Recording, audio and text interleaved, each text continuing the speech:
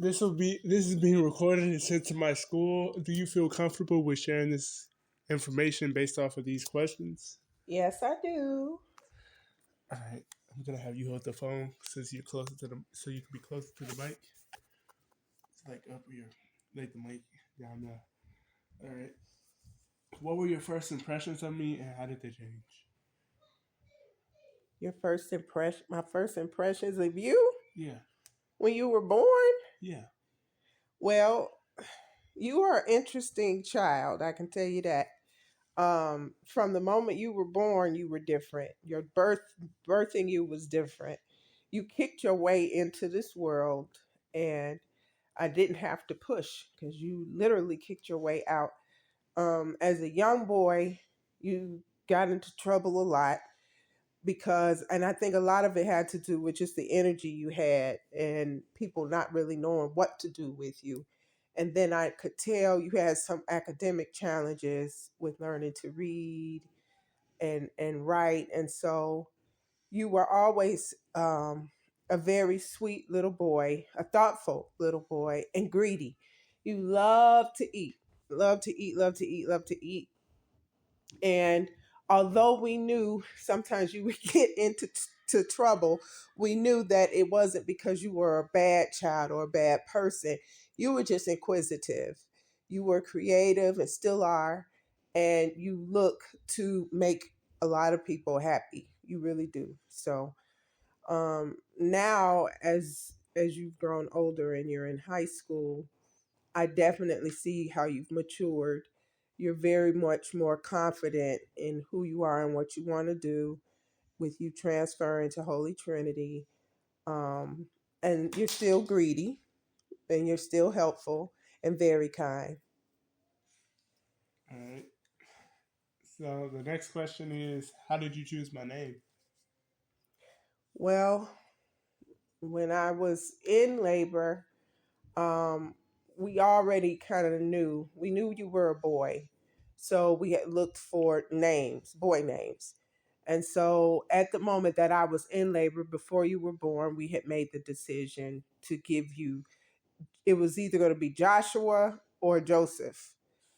Um, and so I was like, I didn't really like Joseph. And I didn't like David.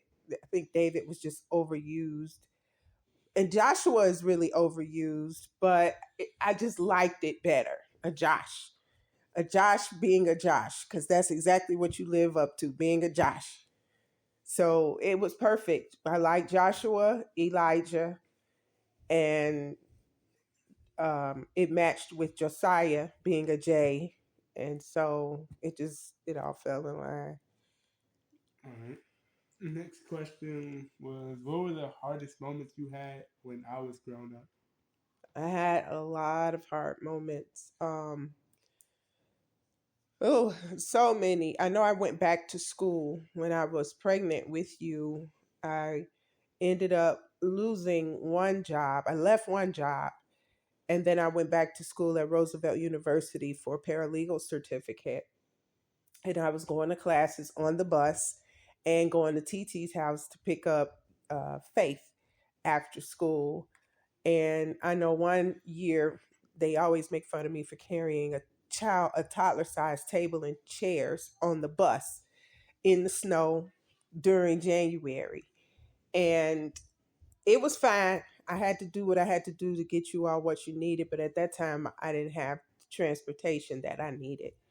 And then all of a sudden I did find a job and it was at the Social Security Administration, but it was a temporary job.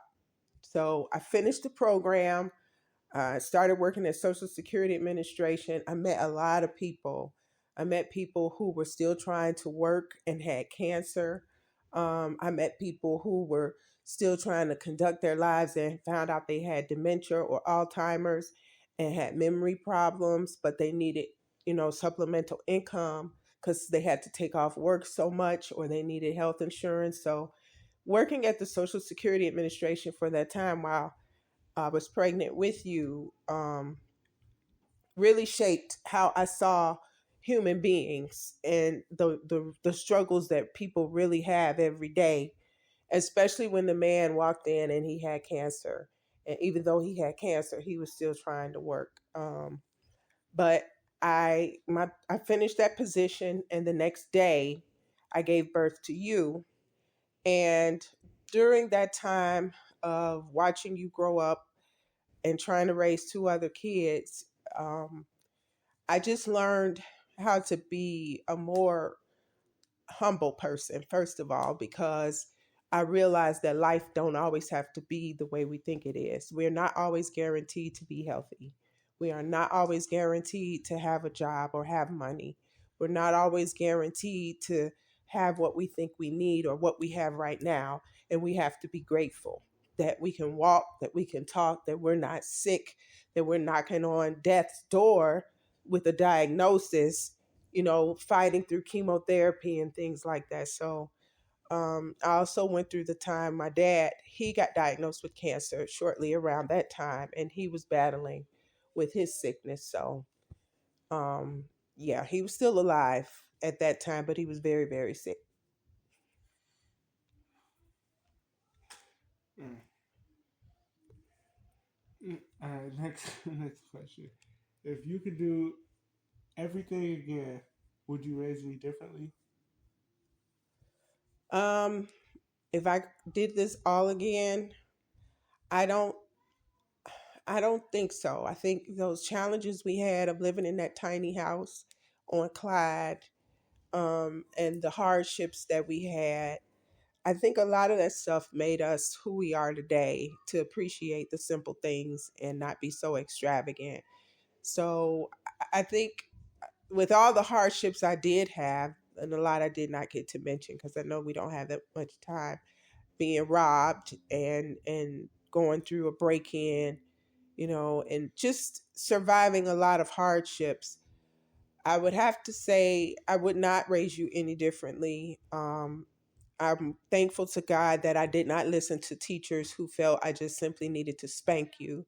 I'm thankful to God that we gave you the chance to take your time and grow up, even though you had to repeat fourth grade. You needed that extra time to just for the lights to come on, for it to click. And even though you had to do that year over, um, at my request, because it wasn't the school, I still look back at that, and you just took off from there. You just did so well with football, putting you in football, and you just played just amazingly well to be so little. And it just became everything you ever had to do. You worked so hard at it. And I always wanted to tell you, we gonna love you no matter what. Okay. So even if you're not at the scoreboard all the time where your name is in the lights and your name is on the website, we love you anyway. You don't have to be the best of the best for us to love you. And so, yeah, if I would have to do anything over, I wouldn't. I pray that we had more money, but then again, I think it's what got us here. The different schools that you went to, St. John, St. Colubanus, Dunn, having to fight at the public school and having that experience of coming home. Football prepared you for that experience of having to be tackled and all of that stuff while you were just trying to go to school. So God is good. God is good, and I'm thankful for the journey. I thank God for being your mom. I thank God for giving you to me. And I just pray that we can do better. We can do more. Hmm. So what are your best memories of grade school, high school, college, graduate school, or worst memories? Best or worst memories? My best memories, mm, well, I have a lot of them, but I think out of all of the memories, the best memory, ooh, because it was a struggle. And, it's always a struggle sometimes with higher education. You go through things. But I think the best memory would be grad school. When I was pregnant with Gabriel, I found out I was pregnant with him, and I wasn't expecting to get pregnant with him. And I had to finish school, and my mom had to move with us, and I had to move us into a bigger home. And then um, I was really, I don't even know how I got through grad school, but all I can tell you is I made it through.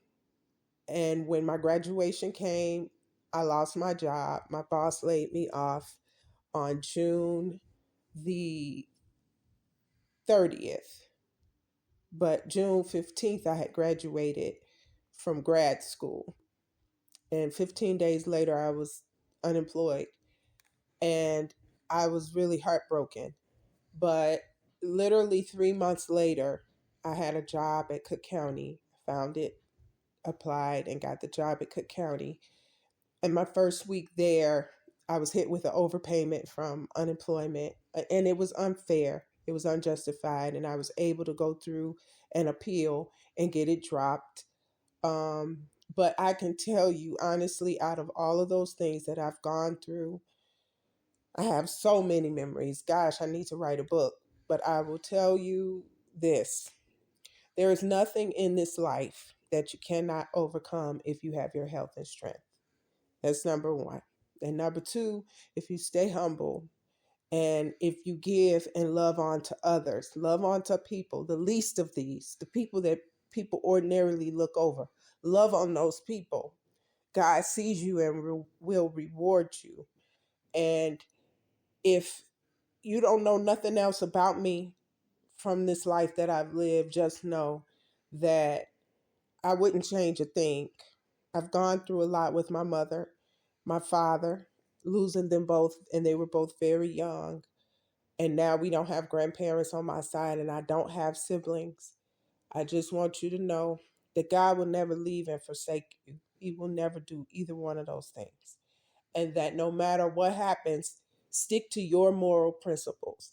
Don't let anyone come into your life and tell you you have to do something immoral or unethical for you to join them or to gain prosperity. You don't need to jump from the roof as Jesus was tempted. So, all I can tell you is that hold on to your faith, develop a relationship with God, because that's what those years really built in me. They were hard. All right. I want to thank you for the interview. All right.